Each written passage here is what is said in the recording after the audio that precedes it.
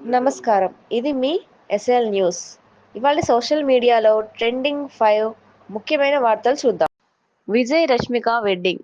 టాలీవుడ్లో విజయ్ దేవరకొండ, రష్మిక మందన పెళ్లి వార్తలు సోషల్ మీడియాలో వైరల్ అయ్యాయి. హైదరాబాద్ ఎయిర్పోర్ట్లో వీరిని కలిసి కనిపించడం, వెడ్డింగ్ ప్లాన్లపై ఊహాగానాలు చర్చకు కారణమయ్యాయి. నటి మీనా రెండో పెళ్లి.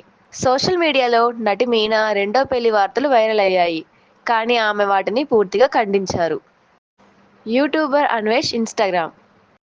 ప్రసిద్ధ యూట్యూబర్ అన్వేష్ ఇన్స్టాగ్రామ్ అకౌంట్ తాత్కాలికంగా డిలీట్ అయింది.